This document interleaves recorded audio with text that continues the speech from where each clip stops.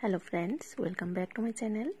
Friends, आज मैं आप लोगों के साथ ये देखिए एक बहुत ही सुंदर विंटर का फ्लावरिंग प्लांट है और इसका नाम है जेरेनियम। तो आज मैं ये सारे प्लांट्स को रिपोर्टिंग करूंगी और साथ में इसका कंप्लीट केयर टिप्स आप लोगों के साथ शेयर करूंगी। विंटर में इन प्लांट्स को हमें कैसे देखभाल करनी है वो सारे, क्योंकि फ्रेंड्स मैंने समर में इन प्लांट्स को कैसे देखभाल करनी है उसके ऊपर ऑलरेडी आप लोगों के साथ वीडियो मैंने समर में शेयर किया था। तो वो वीडियो का लिंक मैंने डिस्क्रिप्शन में दे के रखा है, आप वहीं से चेक कर सकते हैं। तो देखिए, इसके लिए मैंने 8 इंच का ये एक पॉट लिया है जिसमें आपको बहुत सारे होल बना लेना है। देखिए, मैंने 4 होल बना लिया है और इसमें कुछ पत्थर या फिर ये कोकोनट शेल है उसका छोटे छोटे पीस बना के भी आप डाल सकते हैं वो ड्रेन जो होल है उसके ऊपर में। तो उसके फिर जब ये देना हो जाएगा उसके ऊपर आप छोटे छोटे पत्थर या फिर सैंड जो कंस्ट्रक्शन में यूज होता है वैसा सैंड आप दे के बहुत ही अच्छा सा ड्रेनेज सिस्टम बना सकते हैं। और सारे प्लांट्स में ऐसा ही करके आप ड्रेनेज सिस्टम बनाइएगा। जो भी प्लांट्स आप पॉट में लगाते हैं तो ऐसा करके ड्रेनेज सिस्टम बनाना बहुत ही ज़रूरी होता है। तो देखिए, हमारा ड्रेनेज सिस्टम हो गया है। तो अभी हम इसमें पॉटिंग मिक्स डालेंगे। तो उसके लिए हमें कैसा पॉटिंग मिक्स आज ये जेरेनियम प्लांट्स को हमें देना चाहिए वो देख लेते हैं। देखिए फ्रेंड्स, इन प्लांट्स को बहुत ही अच्छा वेल ड्रेन्ड सॉइल देना पड़ता है।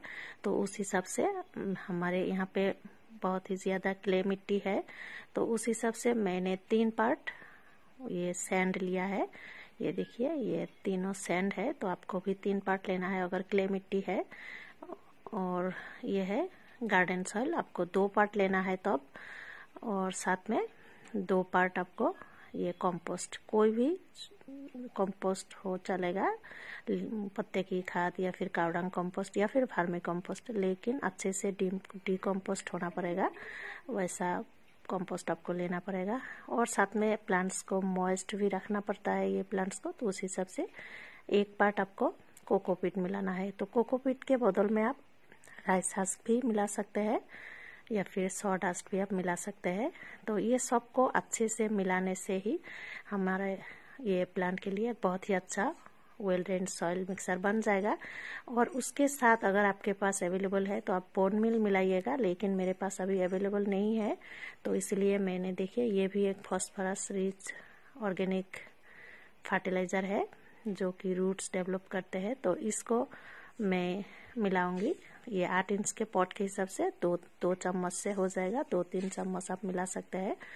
और साथ में ये देखिए सीवीड फर्टिलाइज़र भी अगर आपके साथ पास अवेलेबल है तो ये भी आप 2 चम्मच मिला दीजिएगा। ये पाउडरी फॉर्म में है, ये देखिए।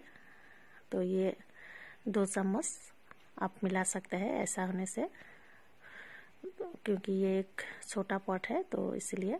और साथ में नीम केक पाउडर भी आपको अगर अवेलेबल है तो ये सारे आप मिला सकते हैं। तो इसको भी आप 2-3 चम्मच मिलाइएगा। और साथ में फंगिसाइड पाउडर ये प्लांट के लिए बहुत ज़रूरी होता है, जो कि फंगस लग जाते हैं इसके स्टेम में, रूट्स में, तो इसीलिए इसको भी आप 1 चम्मच जैसा मिला दीजिएगा मिट्टियों के साथ, तो बहुत ही अच्छा रहेगा। और फ्रेंड्स, ये जो फर्टिलाइज़र हमने बोला है ये सारे ऑर्गेनिक है, अगर आपके पास अवेलेबल है तो डालिएगा, नहीं होने से भी आपका प्लांट हेल्दी रहेगा ये पॉटिंग मिक्स के साथ। देखिए, और आपका मिट्टी अगर क्ले मिट्टी नहीं है तो फिर आप 2 पार्ट सैंड मिला सकते हैं सेम अमाउंट में, मिट्टी और सैंड। या फिर ज़्यादा हल्का मिट्टी है एकदम तो फिर और कम करके भी आप मिला सकते हैं सैंड, लेकिन बहुत ही अच्छा वेल ड्रेन्ड सॉइल आपको बनाना है। तो मैं मेरे मिट्टी के हिसाब से ऐसा करके मैंने बना लिया है। तो ऐसा पॉटिंग मिक्स आपको इन प्लांट्स को देना पड़ेगा। और देखिए, मेरे प्लांट्स का हेल्थ इतना भी अच्छा नहीं है फिर भी हमने ले लिया है। फ्रेंड्स, इसको आप अच्छे से अगर देखभाल करेंगे तो आप समर में भी साल भर मतलब आपके पास रह जाएगा। आप मेरे लास्ट ईयर का समर का वीडियो देख सकते हैं कैसे इन प्लांट्स को देखभाल करनी है समर में। और इन प्लांट्स को आप काटिंग से भी बहुत ही इजीली ग्रो कर सकते हैं। अभी भी कहीं अगर आपको काटिंग मिल जाए इससे ग्रो कीजिएगा, और सीड से भी ग्रो हो जाते हैं। तो ये प्लांट आप जरूर लगाइएगा, बहुत सारे रंगों में मिल जाते हैं ये जेरेनियम प्लांट, और अच्छे से केयर करने से साल भर रह भी जाते हैं। तो देखिए मैंने थोड़ा मिट्टी इसका निकाल रही हूँ। तो आप भी अगर आप नया गार्डनर है, अच्छे से वो नहीं है, तो आप नहीं निकालने से भी चलेगा। अगर मिट्टी थोड़ा ठीक ठाक है, जो नर्सरी वाला मिट्टी, तो आप ऐसे ही लगा सकते हैं। तो फ्रेंड्स ऐसा करके आप इसको रिपोर्टिंग कीजिएगा और आप वीडियो देखते रहिएगा। तो मैं इसका कंप्लीट केयर टिप्स विंटर का आप लोगों के साथ शेयर करती हूँ। तो फ्रेंड्स पहले हम बात करते हैं इसको कितना धूप देना है।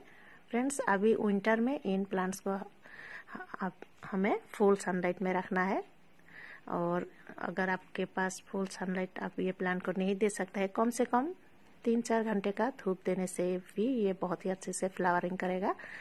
और ये सेमी शेड में भी अच्छे से फ्लावरिंग करते हैं, लेकिन सान के थोड़ा बहुत धूप देना पड़ता है तो आप अच्छे से फ्लावरिंग करते हैं। तो ये प्लांट इसलिए आप जरूर लगाइएगा। अगर कम धूप आता है आपके वहाँ पे, फिर भी आप इसको विंटर में ग्रो कर सकते हैं। तो अभी हम बात करते हैं इन प्लांट्स को पानी कितना देना है। फ्रेंड्स ये एक विंटर का फ्लावरिंग प्लांट है, तो इसीलिए आपको मतलब मॉइस्ट रखना है, लेकिन एकदम सॉगी मिट्टी बना के नहीं रखना है, नहीं तो ये प्लांट खराब हो जाएगा। इसका रूट्स स्टेम सारे गल जाते हैं अगर ज़्यादा पानी आप दे देते हैं ये प्लांट को।